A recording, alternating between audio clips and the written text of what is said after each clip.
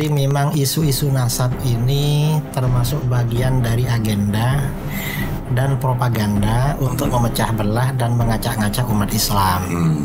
Ini ada agenda membatalkan nasab para habaib. Nah ini yang kita sekarang ini kan persoalan ini sepertinya memang bagian dari agenda-agenda seperti ini. Sampai akhirnya juga ada misi untuk menghancurkan Islam dari dalam. Ya. Misalnya ada yang mencium tangan paus, mencium kepalanya. Kalau mencium itu sekedar menghormati, itu hukumnya haram. Kalau mencium itu disertai harapan atau keyakinan dapat berkah, malah itu kufur dan murtad. Saya nggak mau terlibat. Saya mendingan ngurusin mualaf aja, dan mendingan ngurusin pendeta aja gitu. Ya. Itu lebih penting gitu. Iya.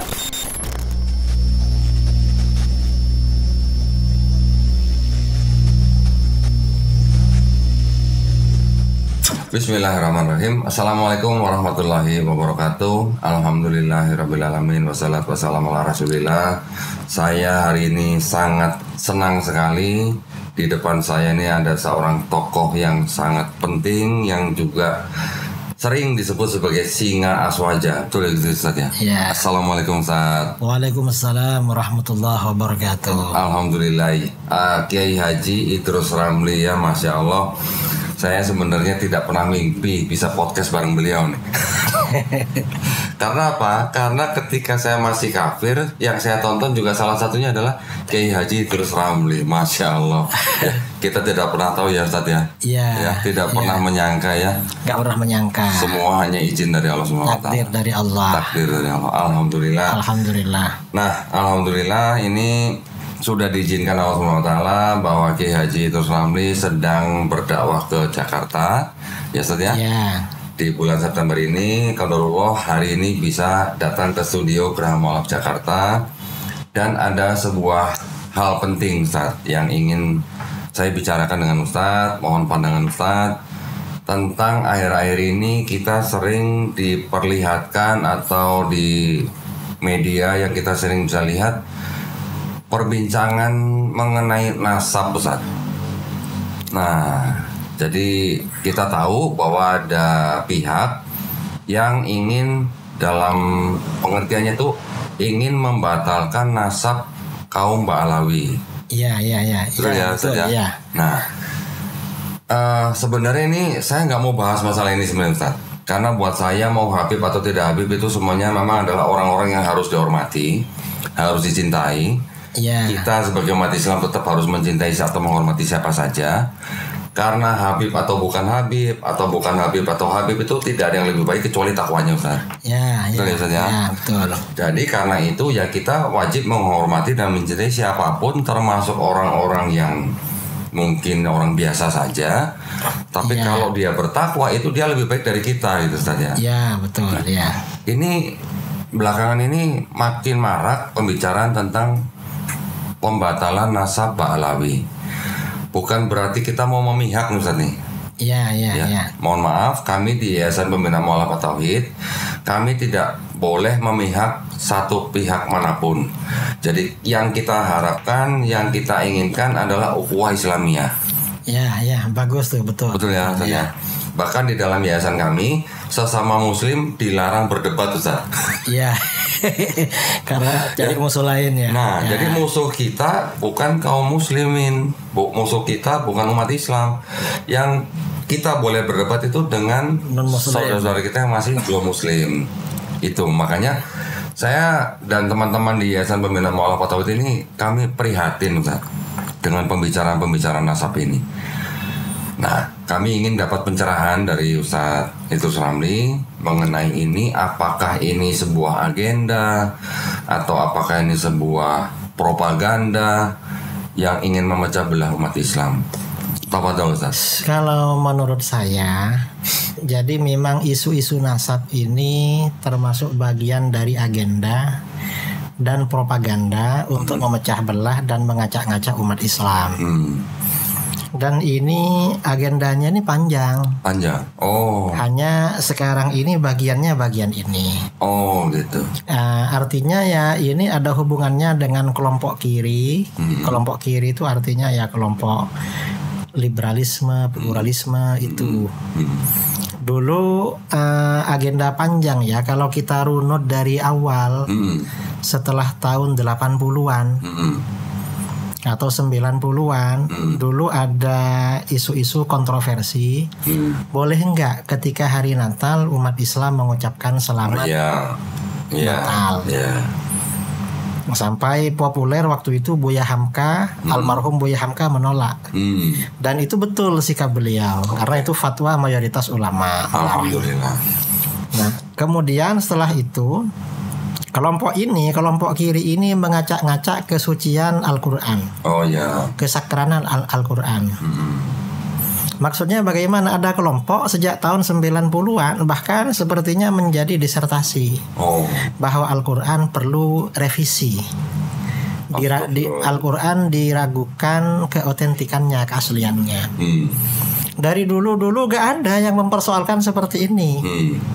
Tapi ini ada agenda apa namanya ya, tashkik, membuat umat Islam ragu-ragu terhadap kitab sucinya sendiri. Agenda ini. Kemudian habis itu muncul lagi ya di dalam perjalanan waktu agenda-agenda berikutnya. Seperti narasi-narasi yang mengatakan, yang memutarbalikkan hukum Islam. Yang halal diharamkan, yang haram dihalalkan. Ini contoh seperti kelompok liberal, ini Muslim juga ya, yang mengharamkan poligami. Terus poligami dianggap haram. Mereka siapa itu Ustaz? Kok bisa mengharamkan yang di Quran dibolehkan gitu ya? Ya ini ya orang Islam juga lah ya. Dan mungkin ya keluarga tokoh, dan dulu populer waktu narasi ini muncul populer.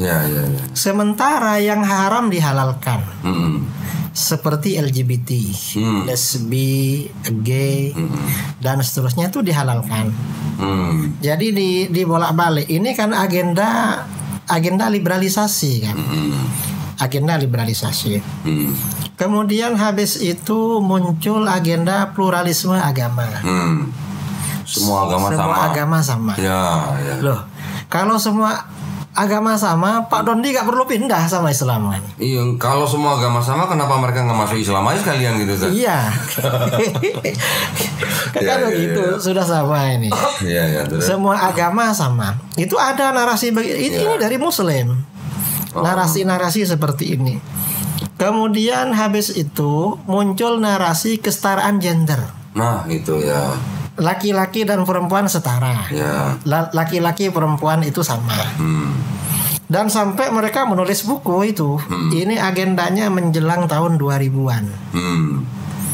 Sekitar tahun 97, tahun berapa sampai bukunya itu dijual di Gramedia, di mana-mana, bahkan ada yang edisi bahasa Arab. Narasi ini. Ya, untuk mengacak-ngacak sistem keluarga di dalam Islam. Lalu muncul narasi-narasi tentang batasan aurat. Nah, selama ini kita di dalam Islam, aurat perempuan itu seluruh anggota badan kecuali wajah dan telapak tangan. Sudah jelas. Kata kelompok ini ya nggak pakai kerudung nggak apa-apa. Bahkan kalau di pantai pakai bikini termasuk menutup aurat. Ya, jadi memang ini narasi-narasi untuk ngacak-ngacak ajaran Islam. Lalu 2015 muncul narasi anti Arab. Dengan tema Islam Nusantara. Ada narasi rasis ya, kebencian pada Arab. Dan sampai dibilang Arab itu kadrun. Kadal gurun. Itu dari mana istilah kadrun itu? Dari kelompok itu? Ya, dari kelompok itu juga. Dari kelompok-kelompok ini, kadal gurun. Lah padahal kan mereka juga Muslim. Tapi Muslimnya Muslim liberal sampai membenci Arab. Padahal Islam ini kan memerangi rasis. Iya, betul. Ketika Rasulullah SAW haji terakhir, haji wada ya. ceramah beliau yang populer, ayyuhan nas kullukum min Adam. Hai manusia, kamu semua ini anak cucu Adam. Iya, betul. Artinya satu level. Iya. Sama-sama anak cucu Adam. Iya. Wa Adam min turab. Kalian harus ingat Adam itu dari tanah. Iya. La fadla li arabiyyin ala ajami illa bitaqwa. Seorang Arab tidak lebih utama daripada orang ajami kecuali dengan takwa. Iya, betul. Sampai segitunya, artinya nggak ada rasis. Dan guru-guru kita dulu nggak mengajarkan rasis. Misalnya karena kita lama dijajah Belanda, nggak ada narasi-narasi dari guru kita benci sama bangsa Eropa, sama bangsa Barat, nggak ada. Atau misalnya ya, karena di negeri kita ini yang memegang perekonomian banyak orang Cina lah, keluarganya Pak Dondi mungkin. Kebetulan enggak? Enggak, bukan ya. bukan karena hubungan ya. Enggak ada. Ya. Terus? Ternyata ulama kita agak ada kebencian anti ras Cina. Tidak sampai ke situ. Enggak sampai. Ya. Kalau mungkin ada juga mungkin kalau golongan atau kelompok tertentu aja. Iya, kelompok tertentu. Ya. Kita ini enggak dilarang. Gitu ya. Kita ini kadang ada yang kerja di tempatnya Cina, belajar ke tempatnya Cina, nggak ada masalah. Yeah. Lah ini kok tiba-tiba anti Arab? Ada apa ini? Yang 2015 ke belakang itu anti Arab. Lalu habis itu ada lagi ya narasi-narasi doa lintas agama. Nah ya. Ya, setelah itu ya, dan ini apa proyek doa lintas agama ini di bawah narasi apa? Moderasi beragama. Lalu setelah itu ada seragam lintas agama, seragam batik ya, ada gambarnya gereja, masjid apa. Habis itu salam lintas agama. Salam lintas agama. Iya. Kalau ceramah misalnya yang datang dari berbagai agama, penceramah ini salamnya berkali-kali. Loh, kalau salamnya berkali-kali kapan ceramahnya? Iya. Kalau waktunya tuh pendek. Iya. Ceramah sih salam doang gitu. Iya. Lalu yang 2 tahun terakhir ini ada agenda apa namanya, membatalkan nasab para habaib. Nah ini yang kita sekarang ini kan persoalan ini sepertinya memang bagian dari agenda-agenda seperti ini. Yang saya cukup heran begini Ustaz, yang mencoba membatalkan nasab Alawi ini juga dari kalangan NU. Iya. Betul kan Ustaz? Iya betul. Tetapi di NU sendiri juga banyak habaib. Iya. Betul kan? Betul. Nah, ini ada apa nih sebenarnya Ustaz? Nah ini sebenarnya begini, termasuk ini agenda untuk menjauhkan umat Islam dari ajaran Islam. Misalnya narasi anti Arab, benci pada Arab. Nah ini agenda menjauhkan kita dari sumber Islam. Pertama, Rasulullah SAW itu dari bangsa Arab. Orang Arab. Ya. Karena Rasulullah dari bangsa Arab, kita gak boleh benci bangsa Arab. Iya dong. Kecuali kalau secara personal, misalnya Abu Jahal, Abu Lahab, atau orang Arab yang nakal. Tapi kalau secara ras ya, gak boleh. Dan di dalam agama kita kan dikatakan di dalam hadis, bughdul Arab nifaq. Benci kepada bangsa Arab itu kemunafikan. Karena ujung-ujungnya bisa mengarah untuk membenci Rasulullah. Melalui ras itu ya. Iya, melalui ras. Iya. Dan ini aneh kelompok ini, sampai ada kelompok ini dulu menulis buku Rasulullah bukan dari bangsa Arab katanya. Dari mana sih? Ya gak tahu, memangnya lahir di Nusantara. Ya. Sampai segitunya. Nah kemudian yang terakhir ini kebencian kepada Ahlul Bait. Kita ini kan memang di dalam akidah ya. Jadi karena kita ini wajib cinta kepada Rasulullah SAW, maka hal-hal yang berkaitan dengan Rasulullah harus dicintai. Cinta kepada para sahabat, cinta kepada Ahlul Bait, keluarga Nabi, lalu cinta kepada para ulama, penyambung lidah baginda Nabi, dan juga cinta kepada sesama Muslim. Betul. Nah ini ngajak benci kepada Ahlul Bait, habaib, dengan alasan nasabnya terputus. Loh, ini dari mana seperti ini? Ini kan bagian dari agenda. Dan kita ke depan tidak tahu apa masih ada agenda lagi. Ustaz belum dapat bocoran ada agenda baru lagi belum nih? Belum dapat. Jadi begitu banyak hal yang dipakai oleh kalangan itu untuk menjauhkan umat Islam dari ajarannya. Iya. Iya. Oke. Nah, apakah kalau misalnya dibilang dari tadi yang liberal itu ada hubungannya juga dengan orientalisme, Ustaz? Saya kira ada hubungannya dengan itu. Karena memang metodenya itu dari metode orientalis ya, tata caranya. Kemudian juga propagandanya juga mirip-mirip mereka. Oh, oke. Ada seperti itu. Kan orientalis itu provokatif kalau membuat tulisan atau kajian itu. Banyak yang provokatif, tidak ilmiah. Artinya ada kepentingan memerangi Islam dari dalam. Bahkan mereka memang sengaja belajar Islam, mengetahui Islam, bahkan sampai ada yang sampai menerjemahkan Quran. Tapi tujuannya adalah untuk menghancurkan Islam dari dalam. Ya, nanti ada selipan-selipan dari itu pandangan mereka. Dan ini memang banyak ya kitab-kitab yang diterbitkan, kitab-kitab berbahasa Arab yang diterbitkan oleh orientalis. Itu memang banyak. Ini sepertinya bagian dari proyek mereka. Dan biasanya diselipkan pikiran-pikiran mereka yang gagal paham terhadap ajaran Islam. Karena mereka mengartikulasikan pemikiran Islam dari sudut pandang Kristen. Dari kacamata mereka di luar Islam. Apakah itu Yahudi atau Kristen, sesuai dengan background agama mereka. Oke, tapi kalau orientalis ini kan memang ya rata-rata ya latar belakangnya adalah Kristen. Ya, Pak ya.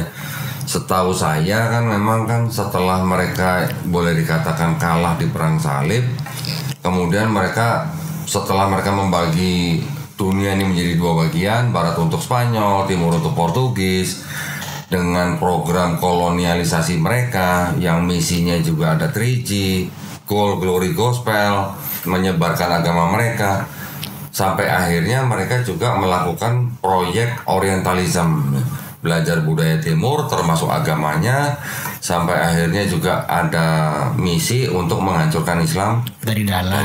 Ya. Dan itu memang, dan ini kebencian kepada Arab itu kan sudah disebarkan di Indonesia kira-kira 100 tahun menjelang kemerdekaan. Oke. Jadi kalau di dalam berbagai referensi setelah penjajah Belanda itu menjajah Indonesia lebih 250 tahun, mereka memprediksi ini nanti kayaknya minta merdeka ini atau menuntut. Maka gimana caranya walaupun nanti merdeka tetapi Islamnya ini tidak kuat. Maka di antara proyek mereka memutus hubungan Islam Indonesia dengan Islam Arab. Dan ditanamkan kebencian kepada Arab. Kemudian menghapus, memerangi hal-hal yang dianggap berbau Arab. Jadi itu mungkin juga salah satu program Divide et Impera mereka ya Ustaz ya. Untuk memecah belah, mengadu domba dengan cara menjauhkan kelompok-kelompok yang ada di dalam bangsa Indonesia supaya saling curiga, saling benci gitu ya, supaya tidak akur gitu ya. Iya, artinya apa? Kajian nasab yang dinarasikan, yang disuarakan oleh kelompok anti Ba'alawi, Sadah Ba'alawi, itu sebenarnya buang-buang waktu aja. Mubazir ya jadi. Mubazir. Kita baru ngelihat thumbnail aja, aduh nasab lagi. Iya, gak ada yang baru, gak ada informasi. Dan ini juga merusak terhadap tradisi keilmuan di dalam Islam. Oh gitu ya Ustaz ya. Nah ini boleh Ustaz, boleh dijabarkan sedikit yang Ustaz bilang merusak tradisi keilmuan dalam Islam tuh yang seperti apa? Nah kita ini di dalam Islam itu kan di dalam urusan agama wajib punya guru. Gurunya punya guru. Nah, di sini selain kita ini punya guru yang sanad muttasil di dalam ajaran agama, ada hal-hal yang menjadi ijma para ulama. Ada yang diperselisihkan oleh para ulama. Ada khilafiyah lah. Nah, ketika suatu persoalan itu menjadi ijma di kalangan para ulama, maka kita tidak boleh membuat pendapat kedua yang berbeda. Setelah isma. Setelah ada kesepakatan para ulama, gak boleh. Mengapa? Kita juga wajib menjaga kewibawaan haibah ulama-ulama dulu. Nah, terkait dengan nasab Alawi, ini para ulama sudah ijma, sudah sepakat. Sudah sepakat, dan ini para ulama besar yang menjadi rujukan kita dalam hal ibadah, dalam muamalah, dalam munakahah, kemudian juga dalam periwayatan Al-Quran, ilmu qiraah, ilmu hadis. Ini berijma tentang nasab ini. Nah, ketika misalnya ada orang berpendapat gak mau sama pendapat ulama, ini kan namanya merusak tradisi. Sudah keluar dari tradisi Islam yang menghormati para ulama dulu. Dan ini melecehkan para ulama dulu, tidak ikut para ulama dulu. Ini termasuk tanda-tanda orang munafik, bagian dari kemunafikan. Apalagi narasi-narasinya di podcast mereka, ya, di video-video mereka itu sampai melecehkan. Melecehkan para ulama besar, para aulia. Ini kata para ulama, ini budaya orang-orang munafik. Artinya ini kan penyebaran sifat-sifat kemunafikan di antara umat Islam. Itu bahaya, merusak terhadap akhlak. Kita ini kan ada akhlak, menghormati orang yang lebih dulu. Guru-guru di dalam agama. Dan ini diabaikan oleh kelompok nasab ini. Kelompok pembatal nasab. Jadi bisa dikatakan bahwa yang punya agenda ini memang tujuannya ingin memecah belah Islam. Ini ya jelas ingin memecah belah umat Islam itu. Sehingga masalah yang tidak penting ini jadi pro kontra. Jadi malah buang-buang waktu, buang-buang pikiran, buang tenaga, buang biaya saja. Merusak akhlak juga. Merusak akhlak. Iya. Akhirnya kan sekarang ini banyak orang-orang yang berani mengomentari ulama-ulama dulu. Padahal gak boleh kan begitu. Dari beberapa poin yang saya dengar Ustaz ya, bahwa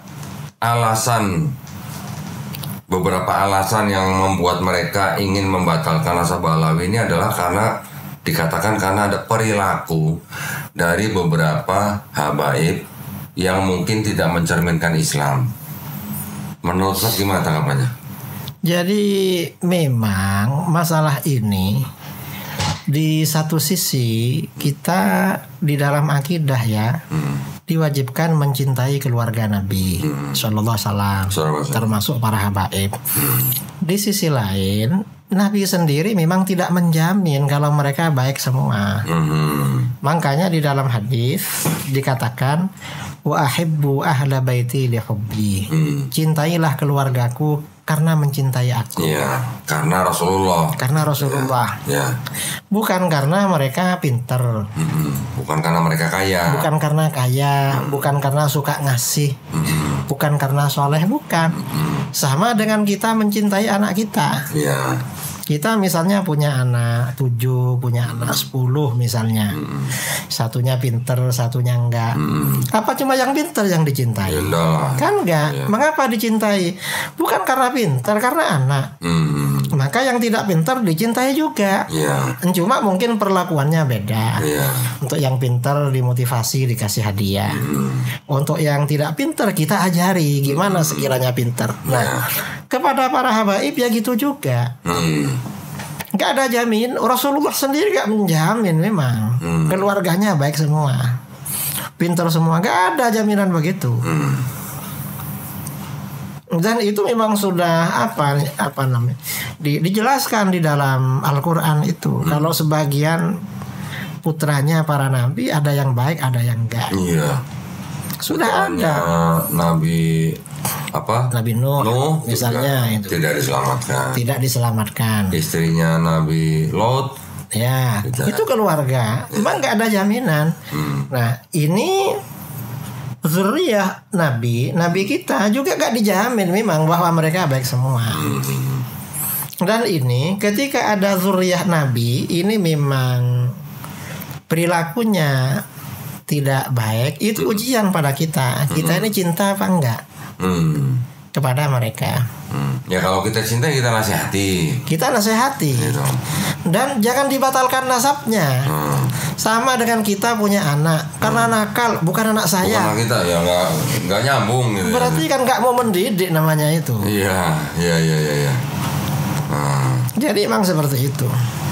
Ya maksud saya begini, kalau itu menjadi atau dijadikan alasan bahwa gara-gara itu terus dibahas-bahas bahwa nasabnya batal atau segala macam, entah ada urusan yang lain lagi. Sepertinya itu hanya apa ya, upaya mengeneralisasi ya. Lah, apalagi itu upaya generalisasi, itu namanya tidak adil namanya. Masa banyak orang dihukum hanya karena kesalahan satu orang. Iya. Kan nggak boleh begitu. Iya. Kita ini harus adil. Iya. Di dalam menghukum orang tuh harus adil. Jadi memang untuk keluarga Nabi yang alim dan soleh, selain dicintai juga menjadi teladan. Iya. Kalau yang baik. Adapun misalnya yang tidak alim atau tidak soleh, ya dicintai juga, tapi levelnya di bawah yang tadi itu, di bawahnya. Secara proporsional aja. Secara proporsional. Iya. Dan memang ini kadang-kadang ya ini ada kecemburuan. Kita perhatikan. Mengapa? Kadang-kadang sebagian komunitas masyarakat atau komunitas habaib, walaupun habaib yang nggak punya ilmu, nggak punya apa, kadang disuruh tampil. Disuruh ceramah, suruh tampil ke depan. Ini sebenarnya kan nggak betul kan. Mestinya yang begitu itu habaib yang soleh-soleh yang berilmu begitu. Tetaplah ya kalau yang tampil ya baiknya yang berilmu gitu. Yang berilmu. Jadi memang ada apa namanya, sikap yang proporsional. Iya.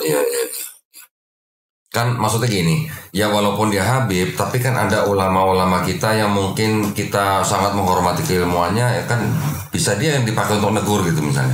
Bisa. Misalnya kelakuannya tidak baik gitu lah. Iya. Kalau misalnya ada Habib yang salah, mungkin lewat Habib. Lewat Habib yang lebih senior. Kalau kita ini ada kedekatan, ya langsung aja. Beb, antum ini zuriyah Rasulullah. Kita ini wajib cinta sama antum. Ya jangan terlalu nakal lah. Kita ini jangan diuji, Beb. Antum jangan jadi ujian sama kami gitu. Iya. Ya jangan jadi ujian dong. Biar dia merasa gak enak sendiri gitu ya. Iya, merasa gak enak gitu. Tapi gini, Ustaz. Kalau yang Ustadz lihat daripada yang disebut dengan tesis itu, yang ingin membatalkan nasab Ba'alawi itu, menurut Ustadz sendiri, apakah sudah bisa dibilang ilmiah? Saya kira belum ilmiah, tidak memenuhi standar ilmiah. Karena standar ilmiah di dalam Islam itu kan ada dua. In kunta nakilan fasihah wa in kunta mudda'iyan faddalil. Kalau kamu ini sifatnya itu menukil, mengutip, maka harus sahih. Kutipan itu harus valid. Wa in kunta mudda'iyan faddalil. Kalau kamu menyampaikan opini, menyampaikan pendapat, maka harus ada dalil. Dalam apa yang dibilang tesis ini sama sekali tidak memenuhi standar ilmiah ini. Mengapa? Mereka ini ngutip dari Google, dari internet, dan ternyata yang di internet penulisnya ya gak jelas, narasinya gak jelas. Kadang setelah dikonfirmasi kepada sumber justru sebaliknya. Oh gitu. Iya. Ini contoh ya, seperti kelompok-kelompok yang anti Ba'alawi bilang bahwa ada tokoh Salafi Wahabi di Yaman, Syekh Muqbil Al-Wadi'i, membatalkan nasab Ba'alawi. Begitu dicek di kitab fatwa beliau, dan itu di internet dibilang memang batalkan. Dicek di fatwanya, di videonya, ternyata beliau, saya gak berani membatalkan katanya. Beliau gak membatalkan. Ketika ditanya nasab Ba'alawi, kata beliau, saya ini gak tahu katanya. Saya ini gak bisa menetapkan bahwa mereka keturunan Nabi, karena saya gak punya bukti. Tapi saya gak berani membatalkan, takut dosa katanya. Nah, narasi seperti ini lalu dibilang Syekh Muqbil membatalkan. Ini berarti kan sudah tidak valid itu. Dan ini kalau memang tesis itu ilmiah, standar ilmiah, kan kajian keilmuan itu kan ada studi lapangan, Iya. ada studi pustaka. Iya. Nah, kalau lihat dari studi pustaka nggak jelas sumbernya dari mana. Nggak ada tuh studi pustakanya di situ. Studi lapangannya ada nggak? Studi lapangnya enggak juga. Mereka dilihat nggak pernah ke Yaman itu. Nggak pernah ke Yaman. Nggak pernah ke Yaman. Orang yang dipersoalkan nasabnya Orang Yaman. orang yang sudah ada di Yaman. Iya. Yang persoalkan tinggal di sini. Iya. Terus nggak pernah ke Yaman. Nggak pernah ke Yaman. Ini mohon maaf ya buat para penonton ya.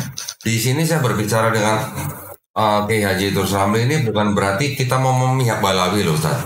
Sama sekali tidak ya. Masalah ini kita netral. Iya. Karena nasab Alawi sudah ijma di kalangan para ulama. Iya. Kita cukup ikut ulama aja. Iya. Jadi dalam hal ini kenapa saya mengundang Kiai Haji Idrus Ramli di sini nih, bukan kami mau memihak salah satu pihak, bukan. Iya. Tapi saya ingin mendengar pendapat dari Kiai Haji Idrus Ramli ini karena dari keilmuan beliau ya. Jika memang ada keilmuan beliau yang sudah jelas, istilahnya sudah menjadi kesepakatan para ulama ya itu saja kita ikuti gitu loh. Ya. Iya, karena itu standar memang di dalam Islam. Tradisi ilmu dalam Islam. Tradisi ilmu. Ya, nah makanya saya sendiri tidak mau mengutak-atik apa ya namanya ya tesis yang ingin membatalkan nasab Balawi ini Ustaz. Itu pun juga bukan bidang saya. Saya juga hanya prihatin dengan kondisi seperti ini ya. Karena banyak menguras energi ya. Betul, dan apa ya namanya ya? Dan mandul. Energi yang mandul artinya ya tidak produktif. Iya, tidak produktif, mubazir jadinya gitu. Mubazir, tidak produktif, dan justru akibatnya itu dampaknya negatif. Karena negatif. Selain menimbulkan perpecahan ya, sesama umat Islam saling suudzon, saling memaki-maki, itu kan juga apa mengurangi kita untuk melakukan hal-hal yang positif. Iya. Dan untungnya Pak Dondi gak terlibat di sini. Saya nggak mau terlibat, Saya nggak mau terlibat. Saya mendingan ngurusin mualaf aja. Saya mendingan ngurusin pendeta aja gitu. Ya. Itu lebih penting itu. Ya, itu lebih asik sebenarnya buat saya. Ya, karena kita mengajak orang untuk kembali kepada fitrah, Ustaz. Itu yang misi utama kita sebenarnya itu. Masalah-masalah seperti itu ya gimana ya? Kalau memang mau dibicarakan, maksud saya jangan di dalam ranah publik gitu, Ustaz. Tertutup aja lah, di kalangan cendekiawan aja lah gitu. Atau kalau memang ada keberatan dengan nasab Balawi ya mendingan langsung ke orang-orangnya aja atau gitu. Ke kantor Robito. Iya, dari dulu begitu. Bukan berarti ini ribut-ribut di satu pihak, nanti yang ini reaction, yang ini nggak ada selesainya Ustaz ya. Iya, gitu. Saya sendiri sebenarnya gak tertarik bahas ini. Cuma setiap jumpa dengan orang, apalagi kajian, selalu ditanya ini. Selalu ditanya. Tadi pagi misalnya di Bintaro Raya, di Bintaro di masjid, di masjid itu saya temanya tentang metode pengambilan hukum dalam Islam. Yang ditanya nasab. Lama-lama Kiai, coba Kiai gak not. Coba ini masih ada waktu. Saya mau tanya nasab Alawi ya kalanya. Apa hubungannya dengan metode pengambilan hukum? Aduh, iya. Banyak yang lebih penting dari ini untuk dibahas. Iya. Sayang ya, sangat disayangkan ya. Iya, sangat disayangkan. Nah, tadi seperti kata Kiai Haji Idrus Ramli bahwa bisa jadi ini adalah sebuah agenda, sebuah propaganda, sebuah program dari pihak lain yang ingin melemahkan Islam. Iya. Ya, dengan cara membuat isu-isu yang seperti ini sehingga sesama muslim jadi pada ribut gitu ya. Akhirnya jadi menimbulkan yang tidak baik gitu. Yang ketawa, yang ambil untung bukan umat Islam jadinya. Iya, non muslim justru yang mengambil untung itu. Jadi kita ini rugi memang di dalam masalah ini. Ya, tapi tetap kan harus ada orang-orang yang paham dengan masalah-masalah yang lebih besar tadi itu ya, Ustaz ya. Iya. Seperti tadi Ustaz bilang. Kalau tidak ada orang yang mengingatkan seperti ini ya kita yang umat Islam malah jadi terpancing memihak satu pihak ini, memihak pihak yang ini, jadi malah saling curiga, saling ribut gitu. Ini yang bisa menjadi momen umat Islam disisipi dengan sesuatu yang bukan semestinya gitu maksud saya. Dan narasi-narasi yang mirip-mirip seperti ini sepertinya sudah lama kan. Cuma beda materi aja. Beda materi. Ini beda topik ya Ustaz? Beda topik. Oh berarti agenda tematik ya Ustaz? Kayaknya tematik. Kayak semua ada di dalam Islam ini sudah diserang semua. Mulai dari pakaiannya, mulai dari tatanan keluarga, termasuk poligami, termasuk mulai hukum-hukum agama, kemudian termasuk akidah tentang Al-Quran, akidah tentang pribadi Rasulullah, kemudian juga tentang bangsa Arab, bangsa Rasulullah, anti Arab gitu ya. Anti Arab. Nah, sekarang ini keluarganya. Masalah. Dan yang lain sudah semua.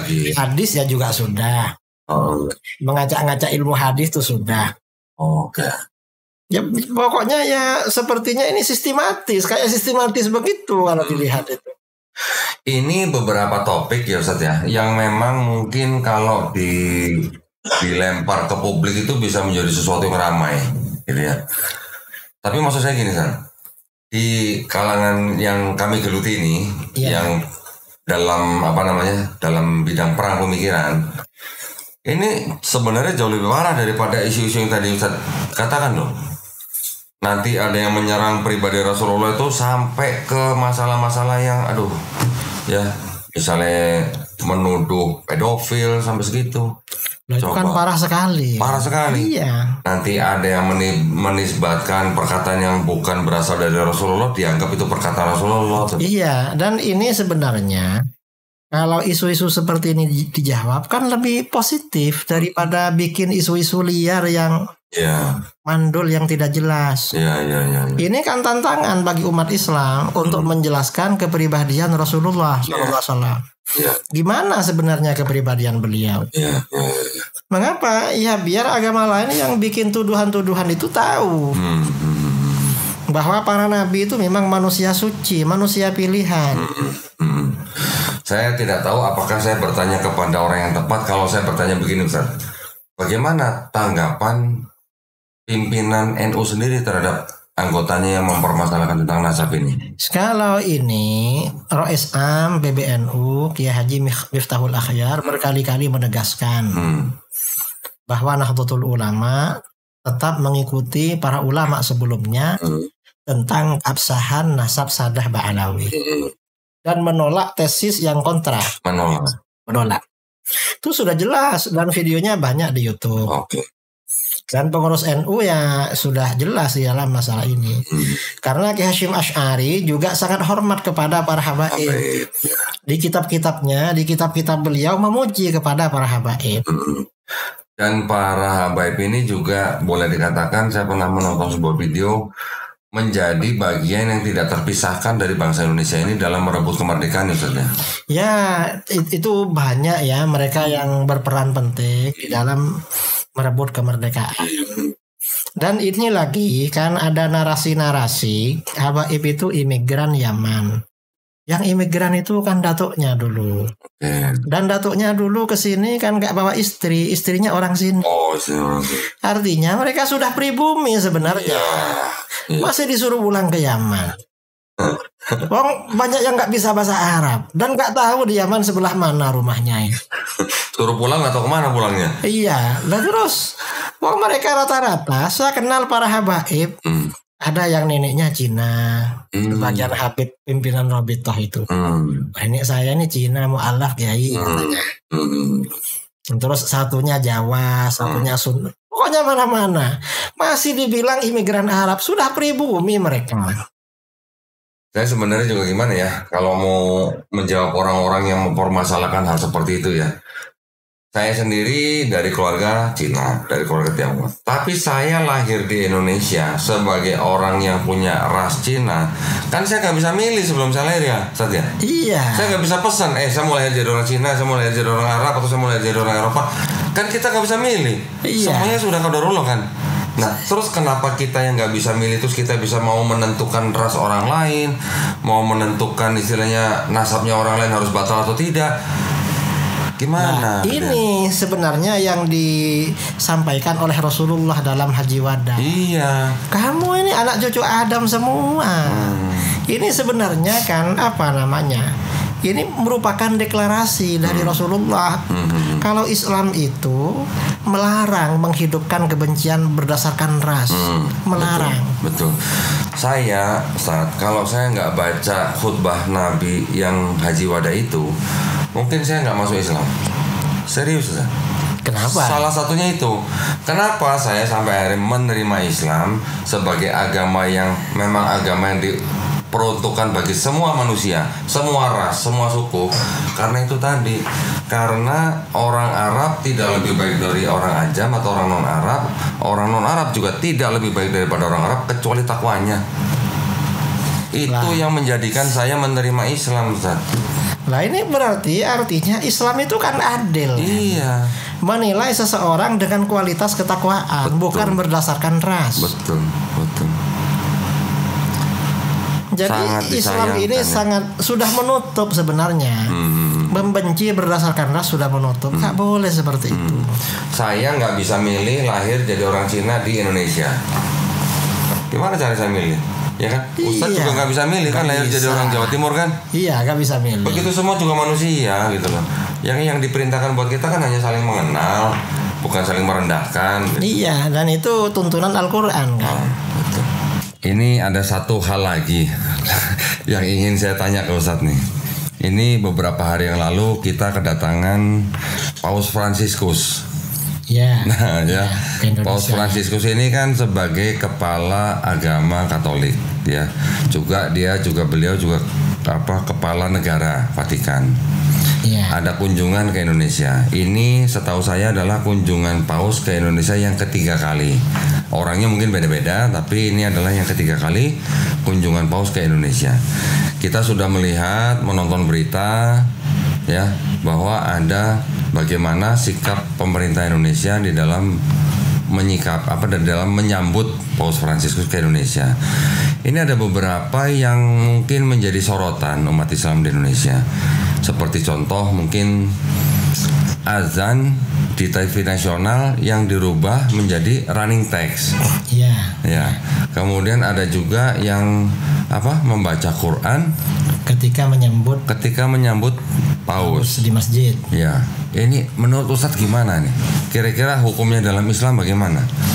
Yang pertama ya, yang ajakan merubah azan di televisi menjadi running text itu saya kira termasuk berlebihan. Dalam arti? Ya karena itu namanya kan kita ini kan menganut Bhinneka Tunggal Ika. Ini kan merusak kebinekaan. Kebinekaan itu artinya keberagaman. Ini kan mau dijadikan keseragaman. Apa namanya Bhinneka kalau begitu? Kan rusak. Ini yang pertama.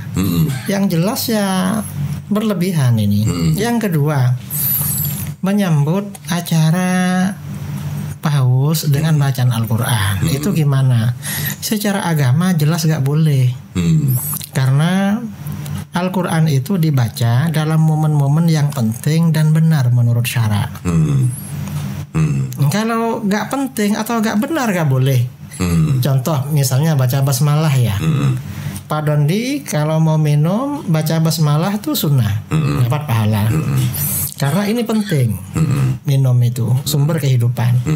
Tapi kalau mau rokokan, rokok ini kata para ulama makruh.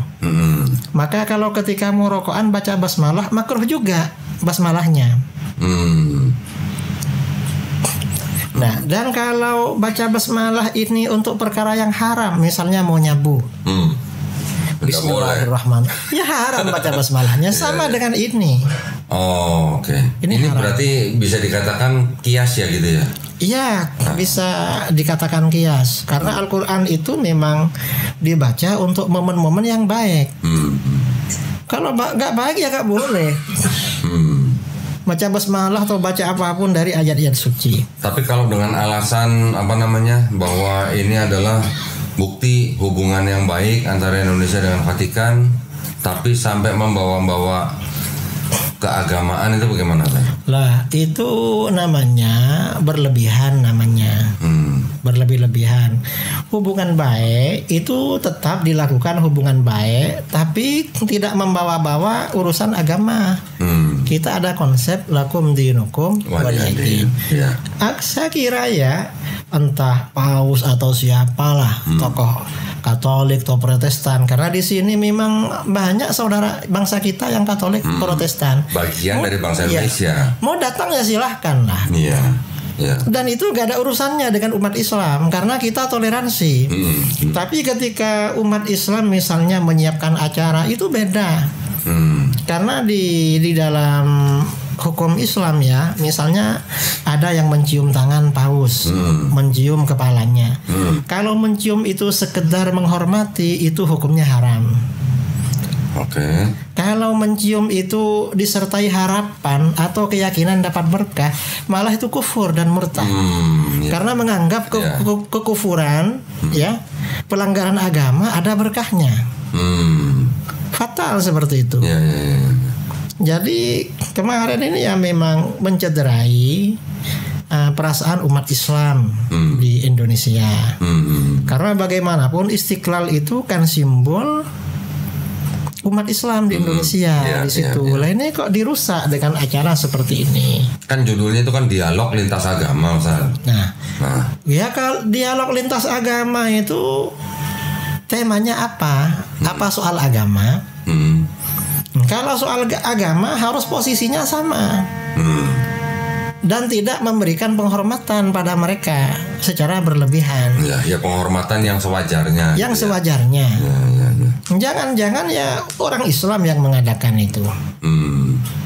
Yang mau didialogkan tuh apa? Dan negara kita ini kan aman-aman saja kan. Jadi dan umat Islam di negeri kita toleran kok. Dan kita dengan umat Katolik di Indonesia juga tidak ada masalah. Tidak ada masalah. Hidup berbangsa bernegara juga dengan baik. Iya. Gitu. Tapi kalau saya melihat Ustaz ya, mohon maaf, saya ingin menanggapi sedikit tadi yang mengenai himbauan supaya azan ditiadakan dan diganti dengan running text. Iya. Ini acara Misa Kudus di GBK ini kan selama kalau nggak salah kan 2 jam ya. Dan memang jamnya itu kan memang jam yang ada azannya. Kenapa tidak memilih acara di luar yang ada jam azannya gitu? Misalnya setelah Isya gitu. Setelah Isya kan belum terlalu malam gitu maksud saya. Dan sudah tidak ada azan. Itu kan mungkin menurut saya lebih baik daripada mengorbankan azan yang memang sudah menjadi bagian dari Islam gitu maksud saya. Nah, iya dan kan? Inilah sekarang saya mau tanya sama Pak Dondi. Kira-kira paus itu kan mewakili umat Katolik. Dari Vatikan kan dari Vatikan. Ada enggak bahwa Vatikan itu punya program kristenisasi? Nah, itu harus dijelaskan kan. Pak Dondi betul mantan kafir Pak Dondi. Mantan kafir. Ya. Di Vatikan tahun 1965 saat itu pernah diadakan sebuah konsili yang ke-22 ya, namanya Konsili Vatikan II. Jadi sebelumnya sudah pernah diajakkan di Vatikan juga. Yang tahun 1965 itu Konsili Vatikan II. Di dalam Konsili Vatikan II itu diputuskan ya bahwa harus dilakukan yang namanya kristenisasi. Kemana? Ke seluruh dunia. Ke seluruh dunia. Nah, jadi kalau misalnya ini yang saya pernah baca, yang pernah saya tonton. Ketika seorang paus bicara, kita harus dialog, kita harus dialog, kita harus dialog. Kan sering begitu Ustaz ya? Yang dimaksud dengan dialog itu ya kristenisasi itu gitu maksudnya. Ya, Pak Dondi dulu ketika masih kafir, pernah ikut atau dengar nggak dialog lintas agama dari kacamata kafir? Nggak ada. Judulnya ya kita mengajak mereka untuk masuk agama kita. Gitu. Dialog itu hanya bahasa narasinya aja ya diperhalus, tapi sebenarnya kristenisasi. Karena memang ada perintah di dalam kitab mereka Ustaz. Saya punya bukunya kalau nggak salah. Nah ini dia. Tonggak Sejarah Pedoman Arah. Ini adalah dokumen Konsili Vatikan kedua oleh Dr. J. Ribeiro. Di sini walaupun mungkin bahasanya sangat halus, tetapi di sini ada perintah bahwa memang harus ada yang namanya kristenisasi ke seluruh dunia. Nah, Sudah ada seperti itu. Ini berarti kan nggak bisa diposisikan Paus ini datang ke sini sebagai orang yang tidak mengajak umat Islam keluar dari Islam, kan nggak bisa seperti itu. Ya, kalau mau dilihat secara utuhnya sebenarnya begitu. Cuman kan selalu dibungkus dengan kata-kata atau narasi perdamaian, hubungan baik, ya kan. Terus kemudian apalagi persaudaraan. Kan perdamaian ini yang selalu digaung-gaungkan. Memang betul, bukan cari perang, betul. Tetapi di balik perdamaian itu kan selalu ada ajakan untuk masuk ke dalam agama mereka. Nah, itu yang terjadi sebenarnya. Ini masalahnya kan. Bukan kita tidak boleh menghormati orang lain, gak usah paus lah. Tukang beca kan kita juga harus hormatin. Ya. Kalau seorang paus, dia sebagai pemimpin agama, sebagai pemimpin negara, jelas harus dihormatin. Pemerintah negara Indonesia juga jelas harus menghormatin. Ketika ada kunjungan ya jelas harus dilayani dengan baik. Tapi maksud saya jangan bawa-bawa agama yang harus dikorbankan gitu. Iya, agama Islam jangan dikorbankan. Iya. Kalau sampai menutup jalan karena ada rute yang tertentu, itu masih boleh, ya, masih atau misalnya oke lah. pengamanan, ya. Pengamanan, menjamin keamanan paus selama beliau berada di Indonesia, Saya itu kira harus, memang tugasnya pemerintah, tugas gitu ya. pemerintah. Kan kita juga tidak boleh sampai orang sampai takut ke Indonesia karena dianggap Indonesia tidak aman. Tidak aman. Itu yang tidak boleh. Cuma agama nggak boleh dikorbankan. Iya. Apalagi kita punya prinsip kebinekaan. Betul. Kebinekaan itu kan keberagaman. Betul. Kan? Nah, kalau keberagaman dirusak menjadi keseragaman itu kan melanggar kan konsep yang dibangun oleh pendiri bangsa. Iya. Saya kira itu. Ya sungguh ya sudah terjadi Ustaz. Ya kita ini sekarang hanya bisa pakai sebagai catatan ya. Semoga kedepannya lebih baik, lebih baik dan bisa menjaga tidak terjadi lagi. Ya, bisa menjaga keberagaman yang sudah kita jaga selama ini gitu ya Ustaz ya. Dan kita ketika datang Habib Umar, Syekhul Azhar, nggak minta gereja membuka pintu untuk bikin acara di sana. Gitu ya. Iya. Kita sendiri yang melayani. Masya Allah, pelajaran yang kita dapat hari ini dari Kiai Haji Idrus Ramli. Saya ingin Kiai Haji Idrus Ramli juga memberikan pesan-pesan nih buat kaum muslimin nih tentang masalah-masalah seperti ini. Jadi artinya umat Islam ya, terutama yang aswaja, warga Nahdien, gak usah terpengaruh dengan narasi-narasi yang anti Habib. Karena ini bagian dari agenda-agenda orang-orang di luar Islam. Kita untuk memecah belah umat Islam, narasi ini. Dan kita mengikuti guru-guru kita, para ulama dulu itu memang mencintai dan mengakui nasab para habaib, Habib Ba'alawi. Bahkan banyak catatan kesejarahan kalau penyebar Islam di Indonesia, Wali Songo itu juga dari keluarga Ba'alawi. Jadi memang satu rumpun para ulama kita yang menyebarkan Islam dengan habaib itu leluhurnya satu rumpun, satu orang. Kita gak perlu mempersoalkan seperti ini, dan kita cukup mengikuti guru-guru kita dan ijma ulama.